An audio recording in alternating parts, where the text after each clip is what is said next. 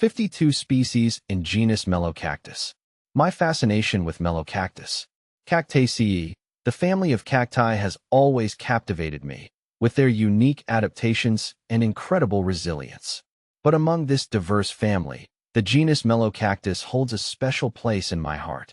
These fascinating plants, also known as melon cacti or Turk's cap cacti, are instantly recognizable by their distinctive cephalium, a woolly structure that crowns the mature plant like a bizarre, bristly cap. My own journey with Melocactus began a few years ago when I stumbled upon a peculiar-looking cactus at a local plant nursery.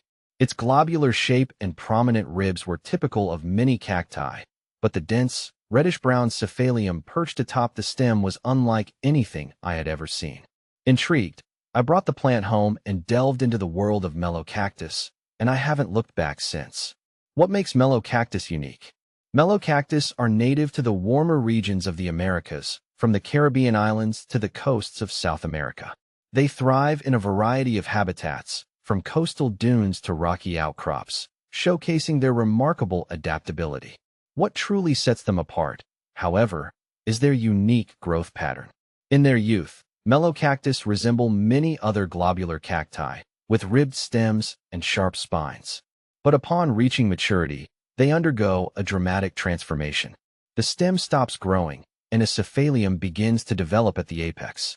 This cephalium is a dense mass of areoles, the small, cushion-like structures from which spines, flowers, and fruits emerge. In Melocactus, the cephalium is composed of wool and bristles, and it continues to grow throughout the plant's life, sometimes reaching impressive heights. This unusual structure is not just for show. It serves a vital purpose. The cephalium is where the Melocactus produces its small, pink or red flowers, and, eventually, its fleshy, berry-like fruits. A diverse genus. The genus Melocactus comprises over 50 species, each with its own unique characteristics. Some, like Melocactus azureus, are admired for their striking blue-green stems, while others, like Melocactus entortus, are known for their intricately interwoven spines. See full list at monsteraholic.com. The appeal of Melocactus. For me, the appeal of Melocactus lies not only in their unique appearance, but also in their resilience and longevity. These cacti are incredibly tough, able to withstand harsh conditions that would wither many other plants. With proper care, a Melocactus can live for decades, its cephalium growing taller and more impressive with each passing year. Growing Melocactus can be a rewarding experience, but it requires patience and understanding.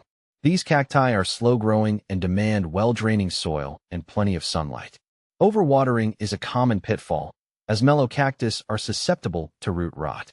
But with the right care, these fascinating plants will thrive, adding a touch of the exotic to any collection. My own Melocactus collection has grown considerably since that first encounter. I find myself drawn to their unique beauty and the sense of history they embody. Each plant is a testament to the enduring power of nature, a survivor that has adapted and thrived in some of the world's harshest environments. As I continue to explore the world of Melocactus, I am constantly amazed by their diversity and resilience. They are a reminder that beauty can be found in the most unexpected places and that even the most prickly exterior can conceal a fascinating inner world.